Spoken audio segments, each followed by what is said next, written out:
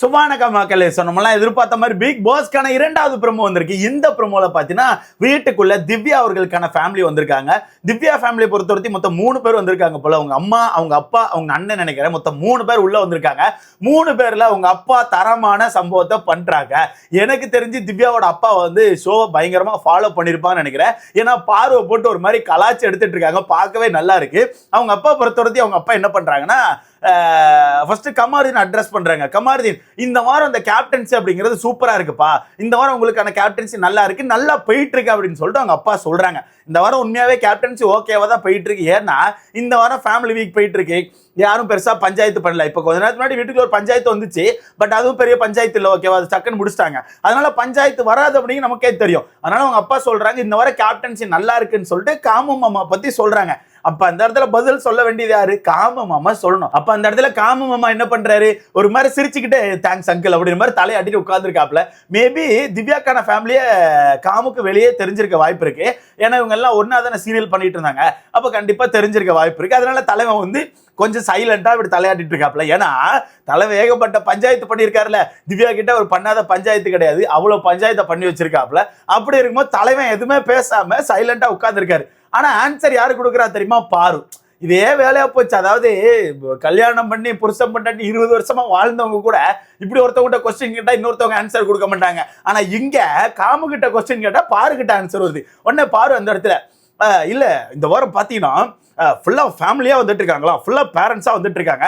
அதனால நாங்க வந்து பெருசா தலையை அட்ரஸ் பண்றது இல்லை, பெருசா தலையை பத்தி நாங்க கண்டுக்கிறது இல்லை, தலைக்கு நாங்க எந்த ஒரு தொல்லையும் கொடுக்கல அப்படின்னு சொல்லிட்டு நம்ம பாரு சொல்றாங்க. சொன்ன உடனே விக்ரம் ரொம்ப தெளிவா ஏத்தி விட்டாப்ல.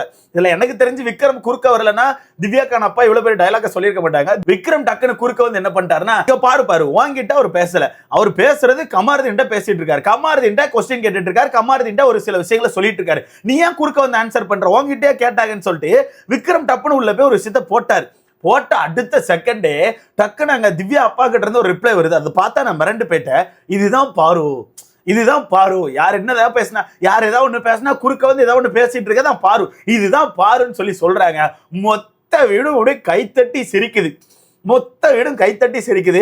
பீடைன்ஸ் வந்து இன்னைக்கு கண்டிப்பா திவ்யாக்கான ஃபேமிலியை போட்டு கேவலப்படுத்துவாங்க ப்ரோ. கண்டிப்பா பண்ணுவோம். ஏன்னா அந்த மாதிரி ஆட்கள் தான். ஏன்னா 2 நாளா வீட்டுக்குள்ள வந்த குட்டீஸ் எல்லாமே பாருக்கிட்ட போய் நல்லா ஒட்டிக்கிட்டு பாரு பாரு பாரு அப்படின்னு சொல்லிட்டு இருந்தாங்க.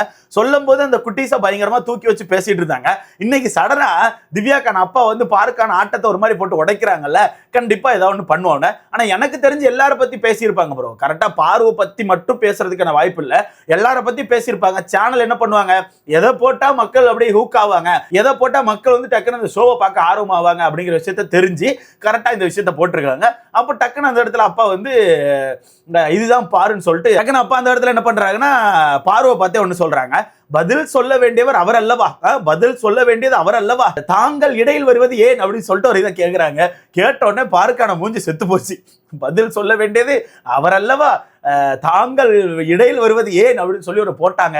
போட்ட உடனே திருப்பி வீட்டில் உள்ள எல்லாருக்கும் சந்தோஷம். எப்பா அடி அப்பா வந்த இந்த குடும்பமாச்சும் பார்வை போட்டு பொழக்குதுப்பான்னு சொல்லிட்டு எல்லாம் சந்தோஷப்படுறாங்க.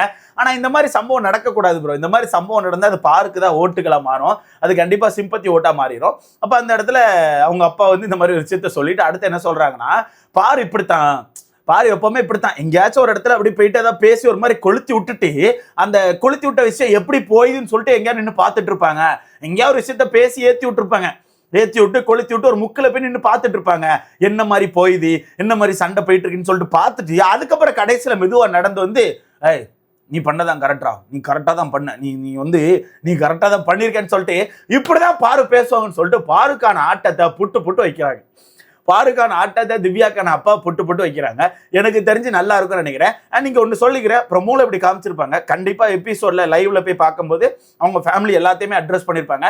ஒருத்தரை மட்டும் பிரிச்சு அட்ரஸ் பண்றதுக்குலாம் உள்ள வந்திருக்க மாட்டாங்க. நமக்கு அப்படி ப்ரோமோல காமிக்கிறாங்க, நமக்கு அப்படி ப்ரோமோல காமிச்சு நம்மளை வந்து ஹூக் பண்றாங்க, வேற ஒன்றும் இல்லை. அப்போ இன்னைக்கு ஒரு சின்ன சம்பவம் இருக்கு. ஏன்னா அவங்க அப்பா வந்து நல்லா பேசுறாங்க, ஜாலியா பேசுறாங்க.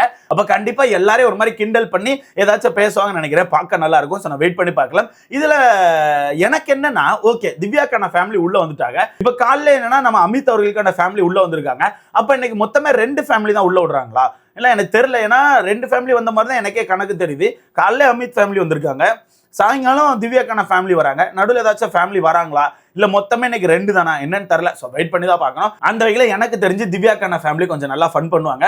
ஏன்னா திவ்யாக்கான அம்மாவுமே நல்லா பேசின மாதிரி இருக்கு. சைட்ல இருந்து கவனிச்சுன்னா பாரு இப்படித்தான் ஒரு கேமை போட்டுட்டு இருக்கான்னு சொல்லிட்டு சைட்ல இருந்து பேசிட்டு இருக்காங்க. எனக்கு தெரிஞ்சு இன்னைக்கு லைவ்ல சம்பவம் இருக்கு, ஏதாச்சும் ஒரு சம்பவம் இருக்கும். ஸோ வெயிட் பண்ணி பார்த்தா தெரியும்.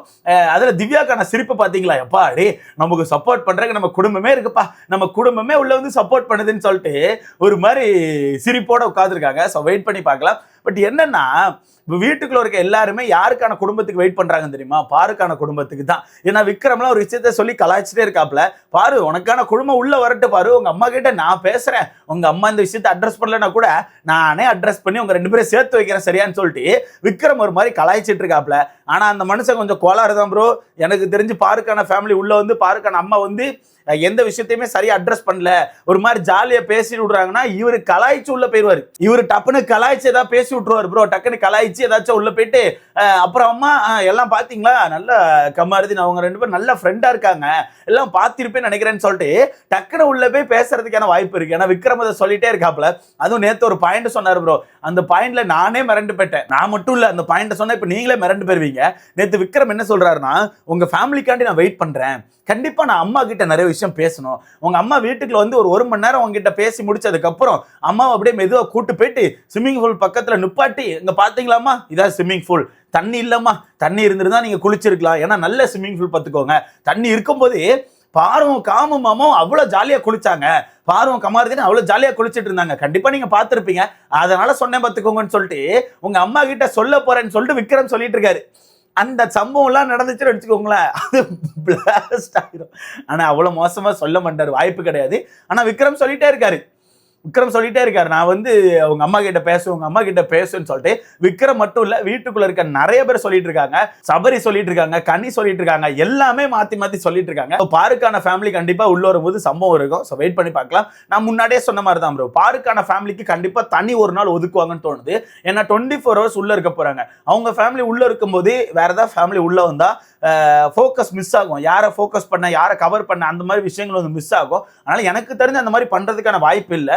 அதனால தான் முன்னாடியே சொன்னேன், தனி ஒரு நாள் ஒதுக்கி போங்க, உள்ள போய்க்கோங்க, ஒரு நாள் ஃபுல்லா இருந்துக்கோங்க, பேசுங்கன்னு சொல்லிட்டு காலையில விட்டுருவாங்கன்னு சொல்லி தோணுது. ஸோ வெயிட் பண்ணி பார்க்கலாம். அண்ட் கைஸ், ஒரு விஷயத்தை போய் உடைச்சிட்டு போறேன்.